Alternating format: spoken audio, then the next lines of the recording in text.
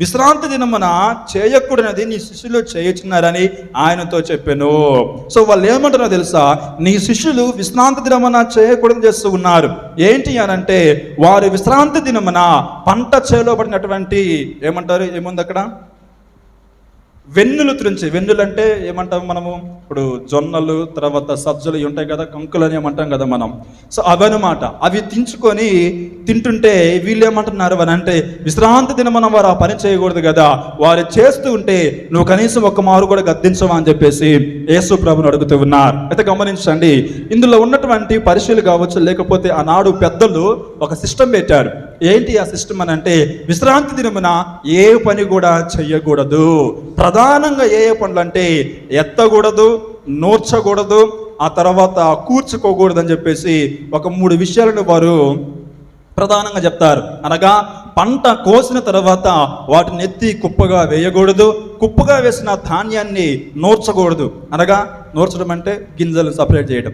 తర్వాత నూర్చినటువంటి ఆ యొక్క గింజల్ని తూర్పారబట్టి బస్తాలలోకి ఎత్తుకొని ఇంటికి ఏమాత్రం కూడా తీసుకెళ్ళకూడదని 3 విషయాలను మాత్రము పక్కాగా ఆనాడు శాస్త్రులు కావచ్చు, లేకపోతే పరిశీలు కావచ్చు, లేకపోతే ధర్మశాస్త్ర పెద్దలు ఆనాడు యూదులకు ఆజ్ఞాపించి ఉన్నారు.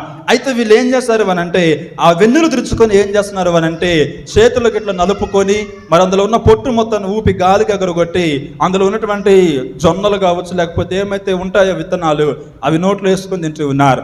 సో ధర్మశాస్త్రోపదేశకులు చెప్పినటువంటి 3 విషయాలను ఇక్కడ శిష్యులు పాటించలేకపోవటం వారు చూసి యేసు ప్రభువుని అడిగేటువంటి మాట, విశ్రాంతి దినమున నీ శిష్యులు చేయకూడదని చేస్తూ ఉన్నారు, వారిని కనీసము నువ్వు గద్దించవు అన్నప్పుడు యేసు ప్రభు వారికి సమాధానం ఏం చెప్తున్నాడు అని అంటే, 3వ వచనం, ఆయన వారితో ఇట్లా నేను తానును తనతో కూడా ఉన్నవారు ఆకలి కొని ఉండగా దావీదు చేసిన దాని గురించి మీరు చదవలేదా?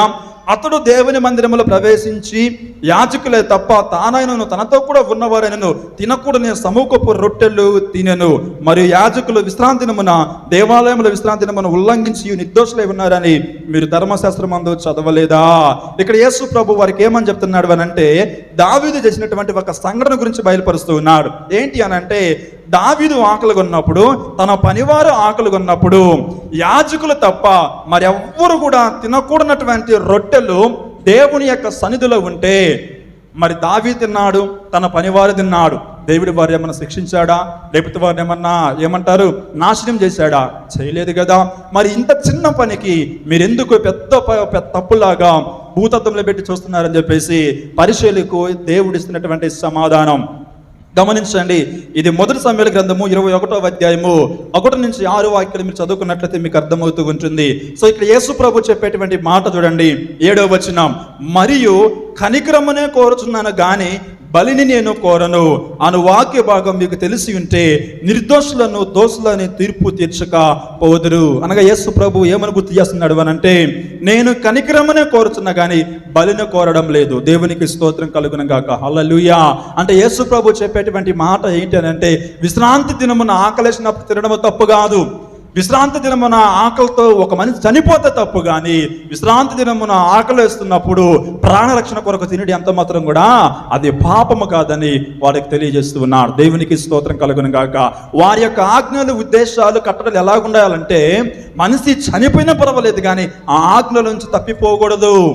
సో ఫర్ ఎగ్జాంపుల్, మనకు పూర్వకాలంలో భర్త చనిపోతే స్త్రీ బ్రతికుండకూడదు, స్త్రీని కూడా తీసుకెళ్ళి చనిపోయినటువంటి వాడి పక్కన కూర్చొని పెట్టి బతుకున్నటువంటి ఆ స్త్రీని కూడా సజీవ దహనం చేసి చంపాలి. చంపకుండా విడిచిపెట్టేటువంటి వాళ్ళకు నాటి సమాజం. ఈ పెద్దలు కూడా అదే రీతిగా ఫాలో అవుతుంటే యేసు ప్రభు దానిని ఖండించాడు. ఖండించి ఏమని చెప్తున్నాడు అని అంటే, ఇదిగో దేవుడు కనికరమునే కోరుకుంటాడే కానీ ఒకడు బలిని, అనగా ఒకడి యొక్క నాశనమును కానీ ఒకడు చావును కానీ ఎంత మాత్రము దేవుడు కోరుకోడు. దేవునికి స్తోత్రం కలుగును గాక. అందుకే ఇక్కడ రాయబడినటువంటి మాట, ఆయన కనికరమునే కోరుకుంటాడు కానీ బలిని కోరుకోడు. సో నా శిష్యులు ఆకలేసింది కనుక తిని ఉన్నారు, నా శిష్యులే కాదు ఎవరైనా తినొచ్చు ఆకలేసినప్పుడు, తప్పు కాదని చెప్పేసి యేసు ప్రభు ఇక్కడ తెలియజేస్తూ ఉన్నాడు. ప్రియమైన దేవుని బిడ్డలారా, ద్వితీయోపదేశ కాండంలో కూడా 23వ అధ్యాయం 25వ వచనం అనుకుంటా అక్కడ రాయబడినటువంటి మాట, ధర్మశాస్త్రంలో దేవుడు చెప్పేటువంటి మాట ఏంటి అని అంటే, నీ పొరుగువాడు నీ చేలో వెన్నులు త్రుంచుకొని తినవచ్చు కానీ కొడవలు పెట్టి కోయడము తప్పు అని ధర్మశాస్త్ర గ్రంథంలో రాయబడిందండి. ఏం చేయొచ్చు అంట? త్రుంచుకొని తినవచ్చు. సో తుంచేవాడు దేనికోసం తుంచుకుంటాడు? ఏదో తినడం కోసం. కానీ కొడవలు పెట్టి కోసేవాడు ఏం చేస్తాడు తెలుసా? సంపద కోసం, అనగా పొరుగువాడి యొక్క సంపద మొత్తం దోచుకొని నేను సొంతం చేసుకోవాలన్నటువంటి దురాక్రమణతోటి కొడవలు పెట్టి కోస్తాడు. కానీ ఆకలేసిన వాడు ఆ పూటకే కొంచెం ఆకలి తిని సరిపోద్దిలే అని తుంచుకొని తింటాడు. కనుక కొడవలు పెట్టి కోయడం తప్పు, కానీ తుంచుకొని తినడం ఎంత మాత్రం కూడా తప్పు కాదని యేసు ప్రభు ఇక్కడ తెలియజేస్తూ ఉంటాడు. 8వ వాక్యం చదువుకుందాం. కాగా మనుష్య కుమారుడు విశ్రాంతి దినమునకు ప్రభువై ఉన్నాడు. దేవునికి స్తోత్రం కలుగును గాక. హల్లెలూయా. ఇక్కడ గమనించండి, యేసు ప్రభు చెప్పేటువంటి మాట, మనుష్య కుమారుడు విశ్రాంతి దినమునకు ప్రభువై ఉన్నాడు. విశ్రాంతి దినం అంటే దేవుణ్ణి ఆరాధించేటువంటి సమయం. ఆనాడు యూదులకు శనివారం విశ్రాంతి దినం అండి.